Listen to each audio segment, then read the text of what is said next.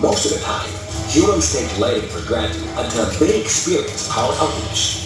Let me take you back in time and see how light bulbs have evolved. But have you ever thought of how the lights affect the environment? Taking care of our environment is our responsibility. Did you know that LED lights draw much less power than traditional lighting? 90% of energy is converted to light and only 10% is converted to heat. LED helps to protect the environment from further toxic waste because it does not contain mercury that can build up in landfills, contaminate the land and water, poison fishes, and other wildlife. This means less energy use reduces the demand for power generation and decreases greenhouse gas emissions. LEDs can last at least 3 times longer than other types of lamps, so you won't need to frequently replace your lights. Less resources will be used in manufacturing and distribution of the LEDs. Let's make our world green and bright with LED light.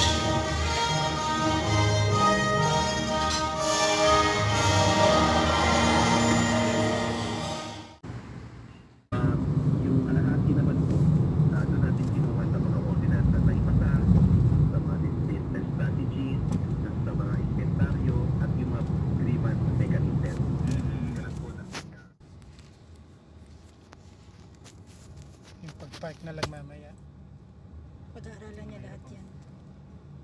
Kadalaman niya din yan. Hindi, mahirap kasi yung tricycle doon, di tinatanggalin kay police. Dapat doon ka manggagaling sa kabila.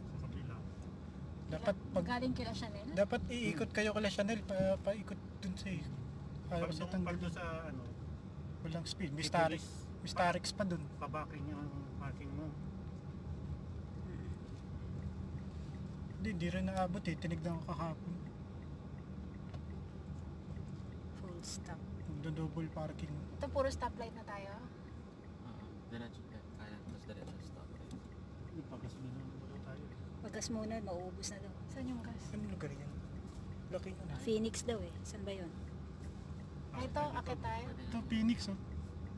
Okay naman yung Phoenix, basta yung premium na lang nila. Dito. Magsimula na tayo. Ingat sa pagmamaneho. Kinakabahan si Waze.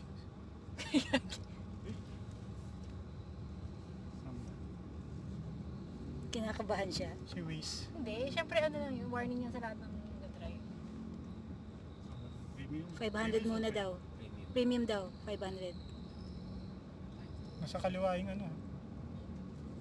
Gas.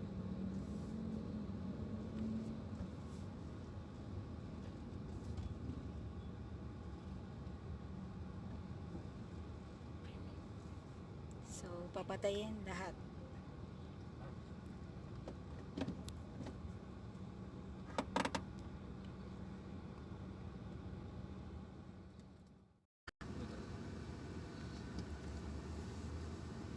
Bakit? Tutulog na.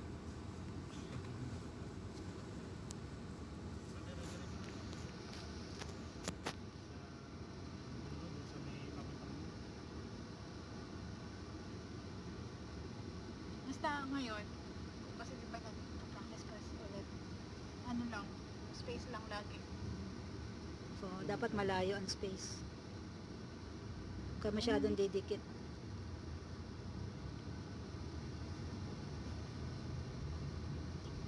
Saan tayo? Straight?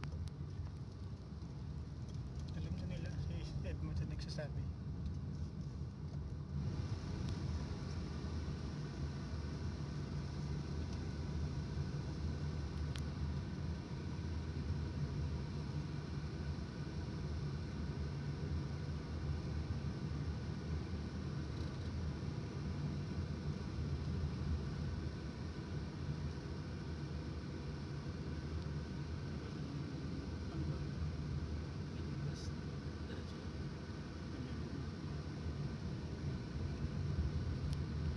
Mami, bagong kotse, bago sapatos. Sasakyan dito sa kanan.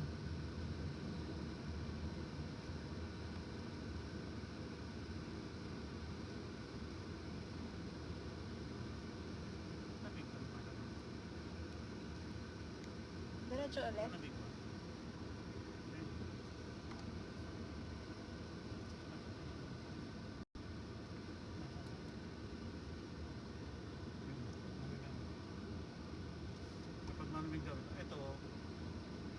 pag hindi ko yung ano, hindi ba sabi may guhit daw yung ano. Ano yung dito may mga guhit Doon yun sa likod para Oo. makita niyo. para pag hindi ko parang basa. Ito para mawala daw. Hindi naman tayo yung pinipindutan eh. Yung ano, yung mga pakanan. Naka-straight tayo eh.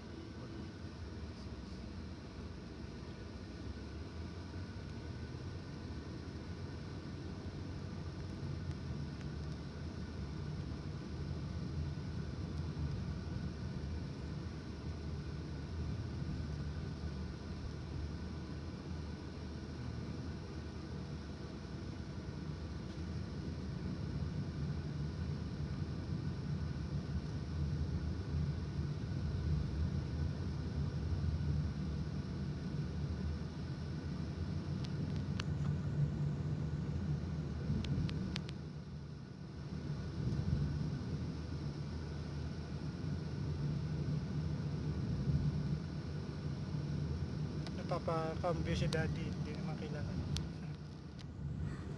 Sanay na yan ang ano eh. Ng manual.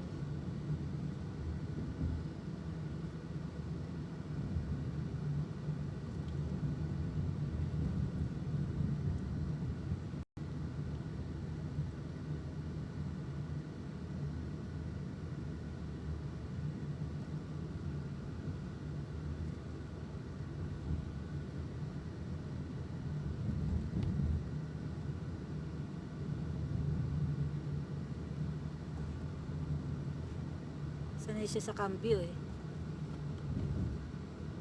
Stop. Di, stop, di. Stop. Diretso ba? Baka biglang Mami, wala ka naman nare-record. Ang dilim niyan eh. Tignan mo ito. Ano nare-record ni Mami?